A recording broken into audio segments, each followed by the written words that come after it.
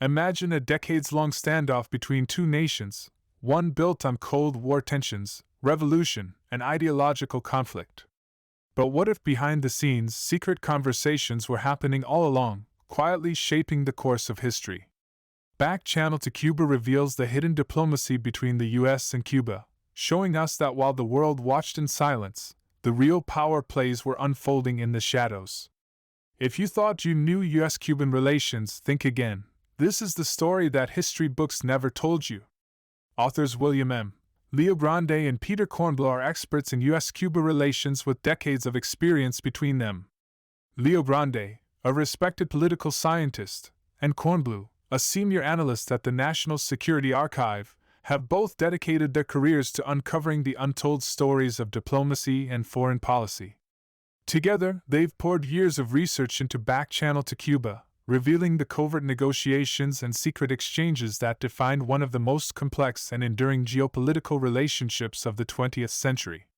Their deep expertise gives us unprecedented access to the hidden history of U.S.-Cuban relations, bringing the real story to light. Back Channel to Cuba: The Hidden History of Negotiations Between Washington and Havana by William M. LeoGrande and Peter Kornbluh is a fascinating exploration of the secret diplomacy and back-channel negotiations that took place between the United States and Cuba over the course of decades. This book takes us beyond the publicized hostility and tension between these two nations and delves into the behind-the-scenes efforts to bridge the divide, efforts that were often hidden from the public eye. Let's dive into the core concepts of this book and understand how these covert negotiations shaped U.S.-Cuban relations. The U.S.-Cuba relationship. The relationship between the United States and Cuba is historically characterized by tension, ideological conflict, and political maneuvering.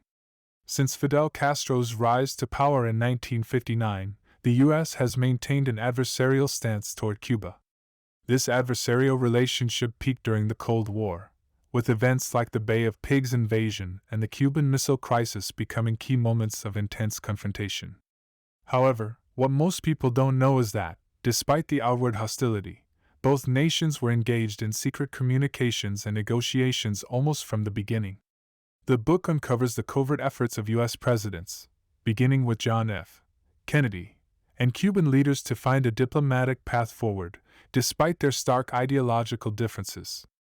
The authors argue that the relationship between Cuba and the U.S. is far more complex than what is typically presented in mainstream narratives. Secret Diplomacy and Back-Channel Negotiations.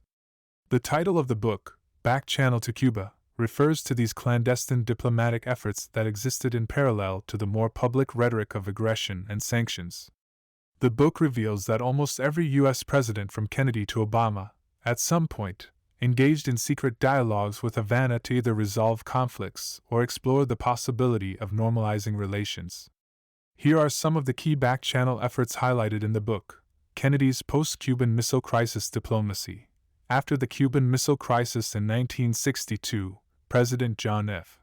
Kennedy began exploring secret communications with Fidel Castro. Despite the public view that the U.S. was adamant about isolating Cuba, Kennedy wanted to explore a different path, one that could prevent further Cold War escalation in the region.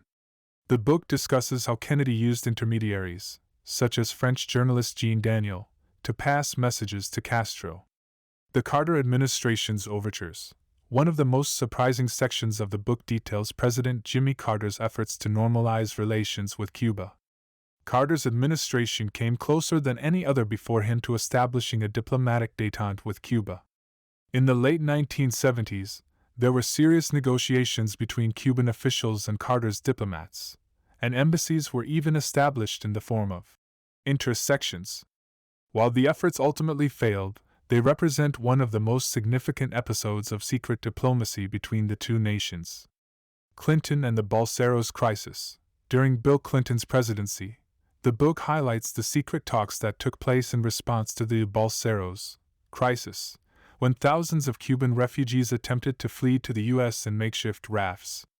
Clinton's administration and Castro's government engaged in covert discussions to resolve the immigration crisis, leading to the 1994 U.S.-Cuba Migration Accords, which established a more regulated flow of immigrants between the two nations. These are just a few of the many examples of behind-the-scenes diplomacy that the authors reveal. The book emphasizes that these secret talks were often fragile, subject to the whims of domestic politics in both countries, and could be easily derailed by a public incident or internal political pressure. The role of mediators. A fascinating aspect of Back Channel to Cuba is the role played by third-party mediators, countries, individuals, and organizations that facilitated dialogue between the two nations. Often, formal diplomatic relations were blocked by domestic or international politics, so back channels had to be employed. Mexico's role, Mexico, for instance, is highlighted as one of the most important mediators. Throughout the Cold War, Mexico maintained relatively cordial relations with both the U.S. and Cuba. Mexican presidents, particularly Luis Echeverría, served as intermediaries, allowing the U.S. and Cuba to communicate indirectly. The Catholic Church, the Vatican, through the Catholic Church, played a significant mediating role, especially during the Obama administration's negotiations with Cuba. Pope Francis, along with previous pontiffs, helped facilitate the restoration of diplomatic ties in 2014, a significant breakthrough in U.S.-Cuban relations. Obstacles to normalization. Despite the numerous attempts to thaw relations, Back Channel to Cuba reveals that there were always obstacles preventing full normalization. Several key factors stood in the way. The Cold War context. During the height of the Cold War, Cuba was seen as a Soviet ally and a potential threat to U.S. interests in the Western Hemisphere. This made it politically unfeasible for U.S. leaders to be seen as soft on Cuba. The Cuban-American lobby. One of the strongest domestic forces shaping U.S. policy toward Cuba has been the Cuban-American community, particularly those who fled Cuba after the revolution. Many of these exiles were, and still are, staunchly opposed to normalizing relations with Castro's government. Their political influence, especially in swing states like Florida, made it difficult for U.S. presidents to engage openly with Havana without risking electoral backlash. Cuban involvement in African conflicts. Cuba's involvement in revolutionary movements in Africa, particularly Angola, exacerbated tensions with the U.S. during the Cold War. Fidel Castro's support for anti-colonial movements was seen by the U.S. as evidence of Cuba's alignment with the Soviet Union, making negotiations more complicated. The Obama breakthrough. The final chapters of the book explore the efforts of President Barack Obama to restore relations with Cuba. The authors detailed the secret talks that took place between the two countries, facilitated by Canada and the Vatican, which eventually led to the historic announcement in December 2014 that diplomatic relations would be restored. Obama's decision to reopen the U.S. Embassy in Havana and ease travel restrictions was a significant moment in the long history of U.S.-Cuban relations. It was the culmination of decades of back-channel efforts that had previously been derailed or left unfinished. The book provides a detailed account of how these negotiations unfolded and the roles played by key figures, including Cuban President Raúl Castro. Diplomacy beyond the public eye. The central theme of Back Channel to Cuba is that diplomacy often takes place far from the public eye. What we see in the media is just the tip of the iceberg. This book reveals that, even in times of apparent hostility, there is often a web of secret negotiations taking place behind closed doors. Persistence of dialogue. One of the key lessons from the book is the importance of keeping communication channels open, even with adversaries. The U.S. and Cuba, despite their ideological differences, maintained a continuous dialogue for over 5 decades. This is a powerful reminder of the importance of diplomacy in international relations.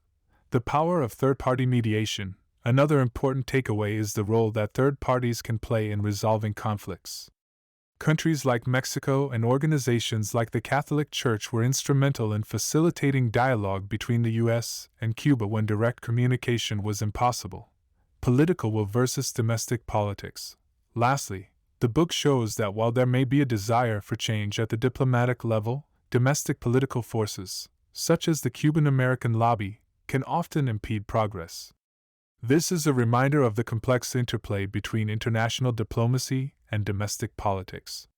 In Back Channel to Cuba, LeoGrande and Kornbluh provide a deeply insightful look into one of the most complex and enduring diplomatic conflicts of the 20th and 21st centuries. By exposing the hidden history of negotiations between Washington and Havana, the authors challenge the traditional narrative of U.S. Cuban relations and reveal the power of diplomacy, even in the most contentious of relationships. This book is a must-read for anyone interested in international relations, diplomacy, or the intricacies of U.S. Cuban history. It offers valuable lessons in the power of communication, the role of mediators, and the impact of domestic politics on foreign policy. Thank you for listening, and please subscribe for more insightful books like this.